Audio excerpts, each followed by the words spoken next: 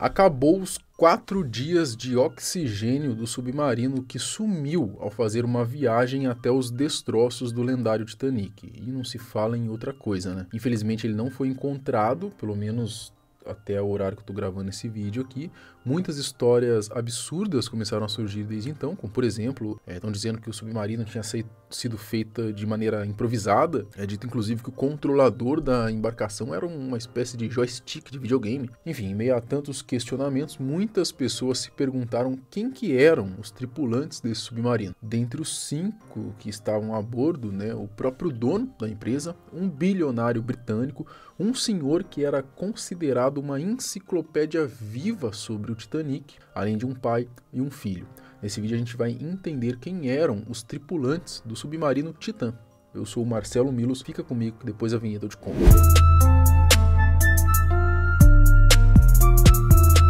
Antes, um recado do nosso patrocinador. A Blaze é um site para maiores de 18 anos apenas, então se você tiver menos de 18, pula já esse anúncio para a minutagem que vai aparecer aqui na tela. Lá você pode jogar diversos jogos para se divertir, se entreter e de quebra ganhar uma graninha em algum dos jogos. Mas lembrando que você pode tanto ganhar quanto também perder. Então não use o dinheiro que vai te fazer falta, coloque apenas o que você separou para se divertir. Tenha responsabilidade. Bom, na Blaze tem vários jogos, né? O Crash, o Double, o Mines. Hoje a gente vai jogar aqui o Crash. Galera, estamos com uma banca boa de 17.211. Eu coloquei 1.000 e coloquei para iniciar o jogo. Tinha acabado de crashar, então já era a nossa vez. Começamos então, vou esperar bater pelo menos o dobro para retirar. Lembrando que é um risco, muitas vezes crasha antes e você acaba perdendo. Eu vou esperar mais um pouquinho para poder retirar acima de 2x. Aí, deu 2x, eu retirei e perceba que logo em seguida já crashou. Então se eu tivesse esperado um pouquinho mais, eu tinha perdido tudo. Dessa vez a gente conseguiu ganhar. Olha a nossa banca lá em cima, aumentou para 18.371. Para jogar, basta você se cadastrar e fazer os depósitos. Eu indico o método Pix, que é mais rápido, assim como as retiradas também são mais rápidas. Uma novidade é que a Blaze está com suporte 24 horas para você poder tirar as suas dúvidas. Basta descer até a aba que está escrito Suporte ao Vivo, abrindo a caixa de diálogo, lá tem algumas sugestões de dúvidas, mas você pode também digitar a sua, caso tenha uma. E se você é novo na Blaze, usa o nosso código aqui do canal chamado Não Adivinhe, para você poder ganhar um bônus de boas-vindas de até R$1.000 e mais 40 rodadas grátis nos jogos originais do site. Não se fala em outra coisa na internet a não ser sobre o submarino que desapareceu misteriosamente no Oceano Atlântico. Bom, se você vive numa caverna, aqui vai só um pouquinho de contexto, tá? No dia 18 de junho, no último domingo, o submarino Titã da empresa OceanGate, responsável por um passeio turístico até os destroços do lendário Titanic no fundo do mar, simplesmente sumiu na costa do Canadá. Nele tinham exatamente 5 pessoas a bordo. Essa viagem teria um custo aproximadamente de $250 mil por pessoa. Então, eu não preciso nem dizer que quem estava lá nessa aventura era só magnata multimilionário. Alguns pontos são interessantes a gente levantar sobre esse assunto, né, do submarino, que na verdade é um submersível. Eu aprendi com o Iberê do Manual do Mundo a diferença deles, né? O submarino ele tem que ser capaz de sair de um porto e voltar para esse porto sozinho, sem depender de nenhum outro meio de locomoção. Já no caso do submersível, não. Ele precisa que um navio o leve até o lugar que ele vai descer, né? E depois ele volta, no caso, para esse navio. Então, dito isto, a gente vai chamar essa embarcação de submersível a partir de agora.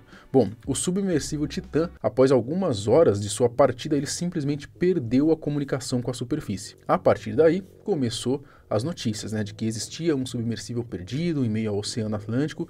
Enfim, rodou o mundo.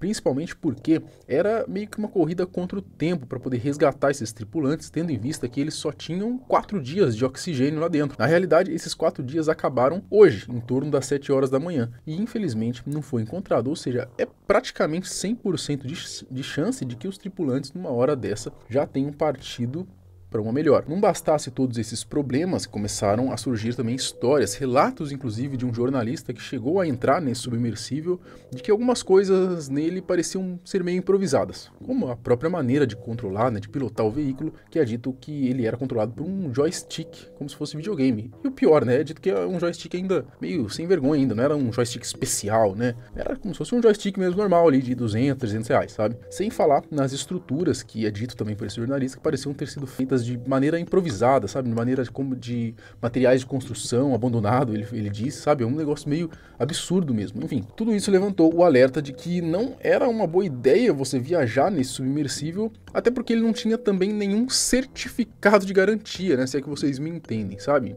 Tipo, sei lá, não tinha nenhum órgão regulamentador que experimentou o submersível e atestou a segurança dele mesmo para poder fazer essa viagem longa, né, de quase 4 quilômetros aí de distância aí no fundo do mar. Tanto que para viajar nele, você tinha que assinar um documento. Esse documento era basicamente assumindo o compromisso que se você morresse, a culpa era sua mesmo, sabe? Então, assim, quem topou embarcar nessa loucura aí, pra mim, sei lá, cara, é meio viagem, não sei, eu não teria as moral, sabe? A gente pergunta, você teria coragem de embarcar num submarino, num submersível desse por R$1 milhão? A pessoa fala, não teria, mas claro, né, a gente nem tem R$1 milhão, mas e se fosse, sei lá, por R$10? Vai, R$10 você tem aí na sua carteira, você teria coragem de pagar R$10 pra embarcar num submersível desse e ir lá ver o Titanic? Mesmo assim, eu não teria coragem, sabe? Até por conta desse monte de coisa, cara, que é... Cara, se der ruim, já era mesmo, não tem, né? Ou volta pra superfície ou já era. Então, assim, usá-lo para uma viagem a quase 4 km de distância, né? No fundo do mar, somente para ver as ferragens de um navio velho, não me parecia ser uma boa ideia, né? Não precisa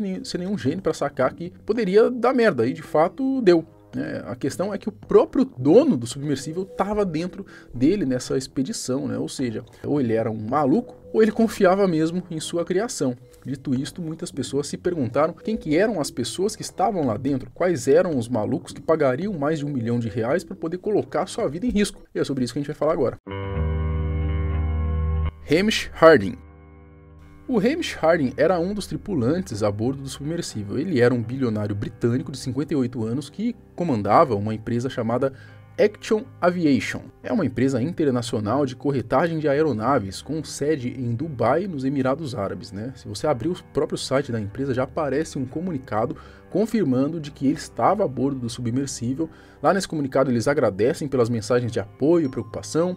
Ali diz também que o Hamish é um piloto de transporte aéreo licenciado, uma lenda viva da aviação, detentor de 3 recordes no Guinness Book. É dito que ele é um explorador, empreendedor, chegou até mesmo a ir para o espaço em 2022, se eu não me engano, 2021 ou 22, num voo tripulado da Blue Origin, fundada aí pelo criador da Amazon, né, o Jeff Bezos. É o que ele fez no Titanic, né, no fundo do mar, só que dessa vez para o espaço, né, era um voo assim mesmo para civil, assim, conhecer o espaço, né, esse é o rolê aí. É passeio de rico. Agora se liga no que ele disse, tá? Questionado sobre seu apetite pela exploração, o Harding disse o seguinte, abre aspas, minha opinião é que todos esses riscos são calculados e bem compreendidos antes de começarmos. Bom, ironicamente ou não, esse passeio aí por esse submersível improvisado não me pareceu ter sido muito bem calculado. Shahzada Dawood e Suleiman Dawood, respectivamente pai e filho. O Shahzada Dawood, ele era um empresário britânico de 48 anos, ele vem de uma das famílias mais ricas do Paquistão, estava viajando junto com seu filho, né, o Suleiman Dawood, de 19 anos. O Shahzada, ele vivia com a sua esposa, a Christine, e uma outra filha no sudoeste de Londres, e a família estava há cerca de 1 mês aí no Canadá, né, certo? Tirando umas férias aí, ou até mesmo por conta desse rolê aí do empresário, né. O empresário é vice-presidente do conglomerado paquistanês Engro Corporation, que é uma grande empresa de fertilizantes. Ele também trabalha com a Fundação Dawood e com o Instituto SETI,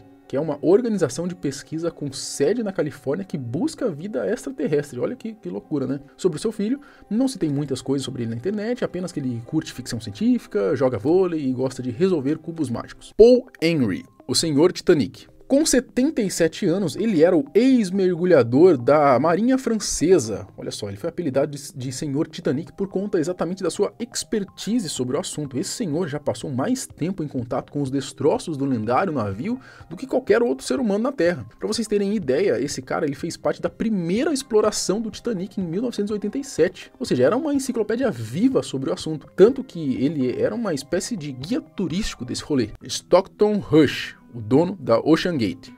O Stockton Rush, ele era o executivo-chefe da OceanGate, né, a empresa responsável pelo passeio marinho aí ao Titanic. O Rush era um engenheiro experiente que já projetou uma aeronave experimental, trabalhou em outras pequenas embarcações submersíveis. Ele fundou a empresa, né, a OceanGate, em 2009, oferecendo aos seus clientes a experiência de realizar viagens em alto mar. E aí ele ganhou mesmo os holofotes, a empresa ganhou mesmo destaque, quando, em 2021, ele anunciou as suas expedições até o navio naufragado. Aí chamou a atenção da galera, né? Bom, esses foram então os tripulantes a bordo, mas e o piloto? Você deve estar se perguntando. Bom, aparentemente, a pessoa que controlava o joystick era o próprio Rush, né? O dono da OceanGate, porque não tinha mais ninguém, além desses caras aí que a gente falou. Infelizmente, o que resta agora para as autoridades é encontrar o submersível, né? E, consequentemente, o corpo das vítimas, né? Será que irão encontrá-los, né? Comenta aqui embaixo, quero saber a sua opinião. A gente se vê no próximo vídeo. Falou!